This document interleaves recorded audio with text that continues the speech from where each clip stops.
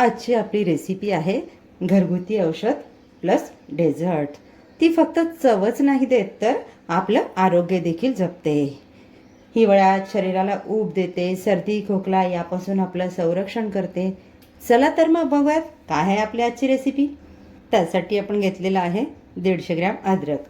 अद्रक मी स्वच्छ धुवून त्याच्या साली काढून मिक्सरला त्याची फाईन पेस्ट करून घेतलेली आहे। इथे घेतलं आपण 150 ml दूध आणि त्यात आपण घालून घेतो आहे 150 ग्रॅम वाटप केलेला अद्रक।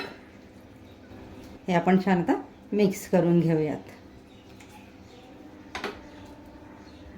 आता आपण गॅसची फ्लेम ऑन करून घेऊयात।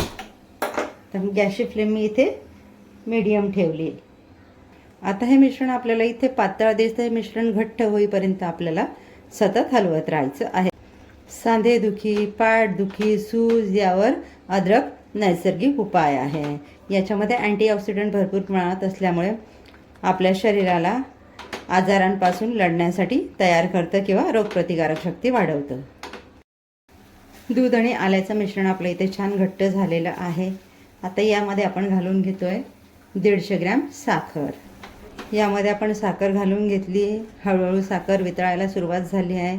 आपलं घट्ट झालेलं मिश्रण इथे पुन्हा पातळ होतं आहे।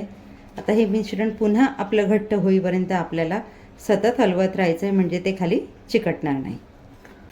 मिश्रण आपलं इथे थोडं घट्ट झालं। आता इथे आपण घालतोय 150 ग्रॅम मिल्क पावडर। तुमच्याकडे मावा असेल, माव्याचा वापर केला तरी देखील चालेल। मिल्क पावडर घालूनही आपण याला छान सगळं मिश्रण एकजीव करून घेऊया। आपण यामध्ये मिल्क पावडर घातला, आपल्या मिश्रणाचा रंग बदलला, थोडा सफेद सफेद दिसतोय।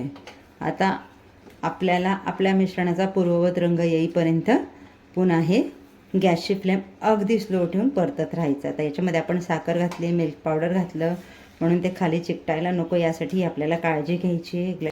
तर आता तुमच्या लक्षात आलंच असलं आपण काय बनवतोय।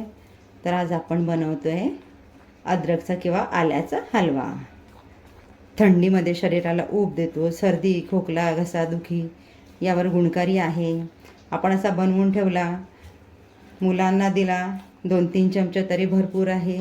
मिल्क पावडर घालून मिश्रण आपण 2 ते 3 मिनटं छान मंद आचेवर परतून घेतलेलं आहे। आपल्या मिश्रणाचा हलका रंग बदललेला आहे। आता या स्टेजला आपण घालतो इथे 150 ग्रॅम साजूक तूप।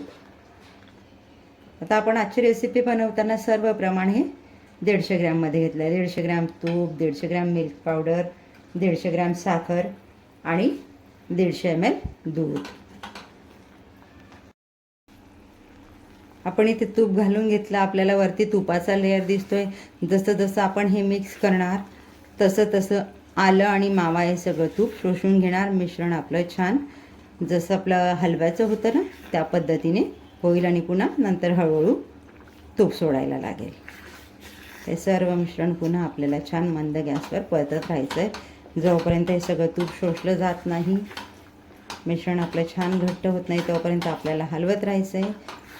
त्यानंतरही आपण एक 2 ते 3 मिनटं मिश्रण मिक्स करणार, म्हणजे पुन्हा तूप सुटायला सुरुवात झाली की त्यामध्ये आपण उर्वरित साहित्य घालून घेणार। आपण हलव्यामध्ये तूप घातलं त्यावेळेला तुपाचं किती वरती तवंग दिसत होता। हळूहळू मिल्क पावडर आणि आल्याने सगळं तूप शोषून घेतलं। तर इथे आणखी आपल्याला 4 ते 5 मिनटं मंद गॅसवर आपला हलवा छान परतून घ्यायचा आहे।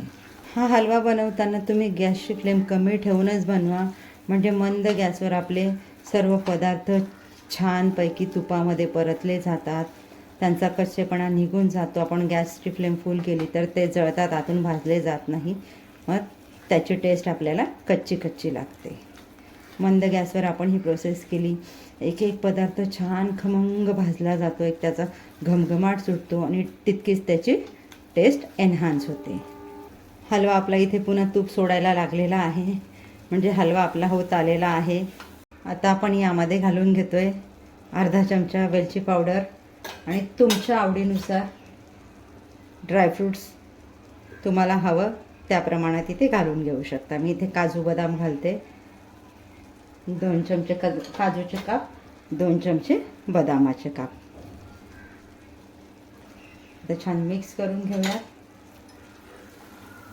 तुम्हाला अशाच वैविध्यपूर्ण नवनवीन रेसिपीज बघायला आवडत असतील तर आसनाच किचनच्या व्हिडिओजला लाईक करा, चॅनलला सबस्क्राईब करा, व्हिडिओ शेअर करा, म्हणजे तुम्हाला अशाच नवीन नवीन रेसिपीचे नोटिफिकेशन्स येत राहतील. आता आपला हलवा तयार झालेला आहे. तयार आहे आपला सर्दी, खोकला, थकवा यावर रामबाण उपाय असा फक्त चवच नाही तर आरोग्य जपणारा, आरोग्यदायी असा अद्रक हलवा किंवा आल्याचा हलवा. एकदा रेसिपी नक्की ट्राय करून बघा. चवीला जितकी अप्रतिम लागते तितकी आरोग्यासाठी उत्तम आहे. तुम्ही याआधी हलवा खाल्ला आहे का हा मला कमेंट्समध्ये नक्की सांगा. भेटूयात पुढच्या व्हिडिओमध्ये अशाच एक नवीन रेसिपीसह. थँक्यू.